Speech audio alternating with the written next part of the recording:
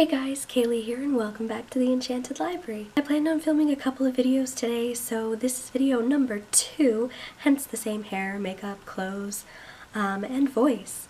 Even though it is killing me, I really want to get this video out and I really want to chat about this book, so without further ado, let's do this. The other day I finished reading My Not So Perfect Life by Sophie Kinsella, and oh man, I really liked this book. I'm kind of just going to chat you through a little bit and then I will get into spoilers, but I'm going to give fair warning so that way you don't have any spoilers. But I want to talk a little bit more about a couple of things that happened in the book, but to get things right off the bat, loved this book. I ended up giving it a 4 to 5 stars on Goodreads, and it's so topical. I really appreciated it. There's a lot of stuff that happened in it that I could just so relate to. Like Katie, the main character, I feel like she is me. Yeah, and at some points it was very hard to read because of that and kind of got me a little nervous because obviously not everything that happened in this book has happened to me, but I just really related to her. So I kind of got a little anxious at times because I was like, oh god, is this gonna happen to me? What is going on here? But yeah, I really fell in love with the characters. I really liked how it was split up into 2 parts, because I will give that as fair warning. There is part 1 and then part 2 all within this book, and at first I was a little bit, oh, why are they doing this? But in the spoilers I'll explain a little bit more why that kind of worked for this book.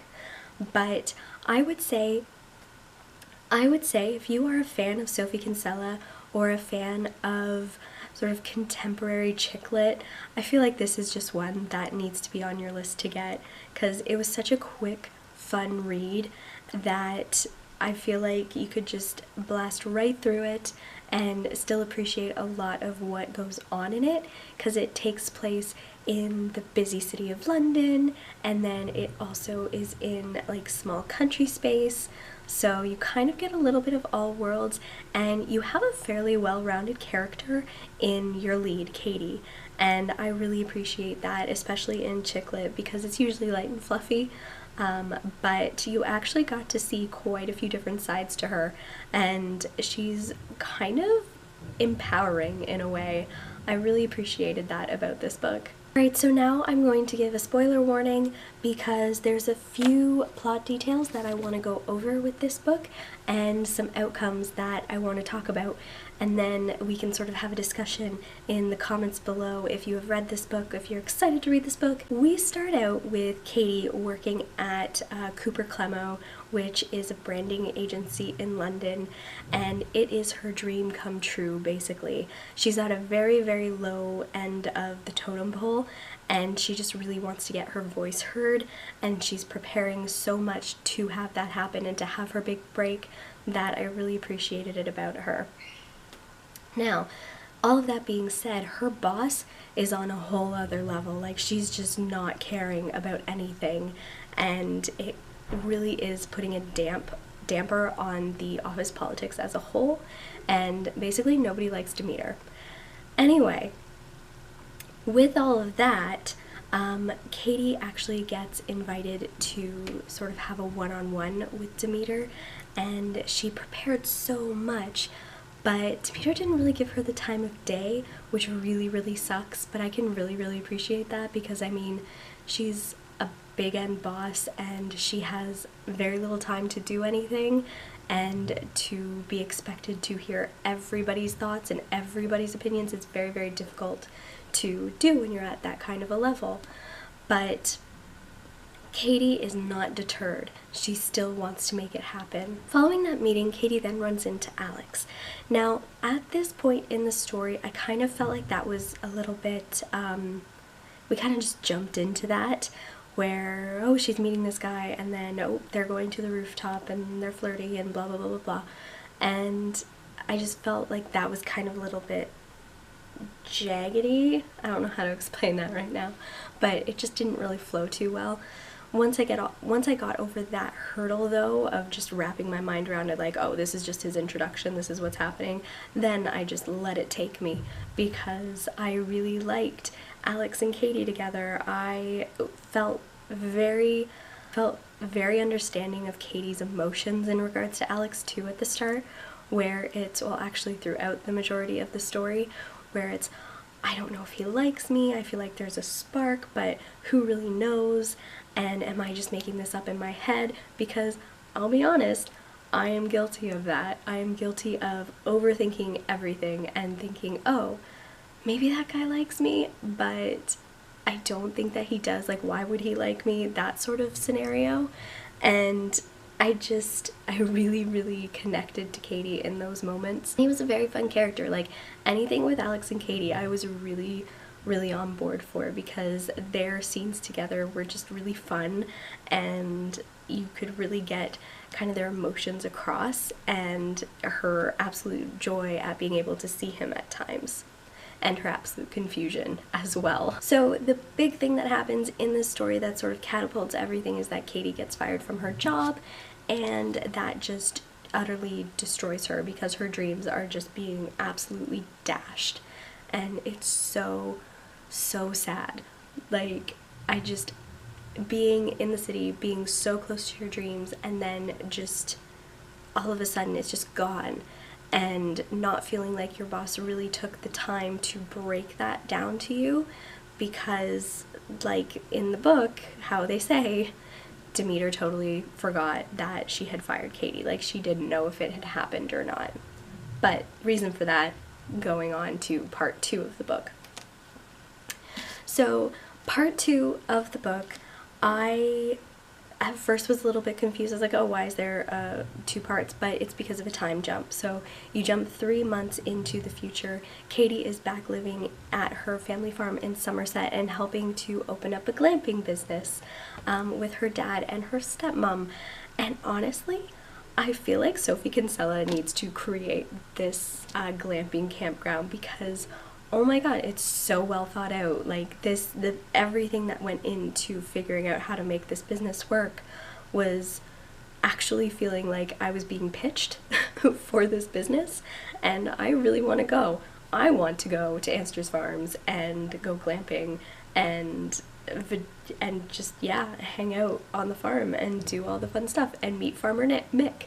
Like, the whole entire idea of it was awesome and well put together, and I just feel like it needs to be a real thing. The thing that I really did not like about the book that made me very, I don't know if I want to say uncomfortable is the word, but I didn't like how petty Katie got to get Demeter back. Like, I don't think that a woman of her age should have been that petty.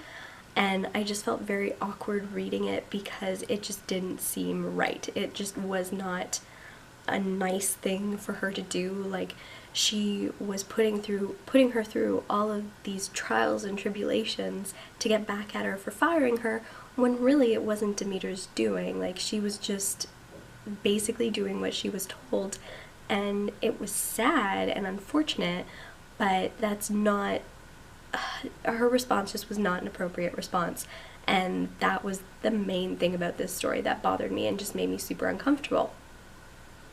That being said, they did touch back on that near the end of the story, and Katie did admit that she was wrong, and it was bullying, and it wasn't nice, and I appreciated that they called her out for it. I just wish that she didn't actually do it, because it wasn't nice, Katie. It was not nice. I also really liked her whole relationship with her family, because how she feels with her dad, I could really appreciate that, and how she felt with her stepmom, I just felt like that relationship was really, really nice and really, really well written and realistic, I should say. It's like her and her dad and her and her stepmom, it was all very realistic in the way that it was written, and it was a sweet relationship all in all. I really appreciated how it was written. I'm just gonna say that. I feel like I'm jumping all over the place here, but I'm trying to keep it as in order as possible. And the The next thing that I did want to talk about is how they figured it all out. I feel like that came together a little too nicely. Like how they figured out that Sarah, the assistant, was the one who was messing with her the whole time, and that it was the Wednesday crew that got together at the pub was the ones who orchestrated everything and had everything to do with Demeter feeling like she was losing her mind and getting her fired and all of this stuff. I just felt like everyone came clean a little too easily. That being said, I know it's not a mystery story, so I mean, it's a light fluffy chick lit, so they're not going to actually get too in depth with the mystery of everything. I just felt like it came together a little too nicely. She recorded it a little too easily, and they just gave up all of their emotions and their entire thought process and the whole plan, the whole master plan. They gave that up a little bit too easily. Next thing was how the Alex and Katie relationship sort of evolved and resolved, because I felt like that was pretty realistic, that side of things, because at first they might like each other, they might have a bit of a spark, and then Demeter comes in and says, don't you trust him, he just keeps on flitting from woman to woman and from place to place, he just wants the hip new thing, which causes Katie to pause and reevaluate, which I would have done as well. Like that, hearing that, you don't want to get your heart broken, so you're not going to want to deal with that. So she just says, hey, Alex, we're just having fun. That's it.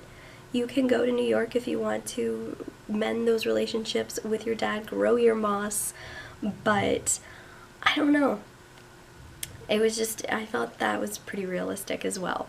And then I honestly thought that that was going to be the end, that her and Alex would have just been two ships passing in the sea. But no, he comes back. He has that cheesy chick flick kind of moment where he comes back, he opens the door, and it's, no, I know it was fun, but I want more than that. I want more than just fun. And she wants that too, and they have this amazing kiss in the pub, and it just ends up being like a happily ever after moment. And I like that for my light and fluffy chick lit reads. So all in all, I was very pleased with this. Once I closed the book when I was done, I actually just held it and was like, yes, this is what I needed. This was great. And I'm excited for her next book, which is Surprise Me, if I remember correctly as the title, and this is going to go on my Sophie Kinsella shelf along with all of my others, and I just really wanted to talk about it and talk about some of my feelings and go over the plot and everything. So now that I've done that and completely ruined my voice, I hope that anybody who has come this far has read the book as well, and that you're not like insanely angry at me for basically running through the entire synopsis, or the entire like story, I should say. But I just want to portray my love of this book and that I want to chat about it. So please chat to me about this book if you've read it, because I don't know, I didn't find too much wrong with it. There were a couple of things here and there, but all in all, very happy. Like I said, I gave it a 4 out of 5 star review on Goodreads, and I don't know if I'm going to do a written review for this on Goodreads or not yet. I might if I am completely mute tomorrow. But yes, all in all, very happy with this book. Alright, so that's the end of this super chatty video, much longer than my other review, but I just had a lot more to say about that book because I enjoyed it a lot more than my other review. But please be sure to like and subscribe to my channel, particularly like if you did read this book or if you want to read this book, because I highly recommend it if you want something light and fluffy. And until next time, keep reading.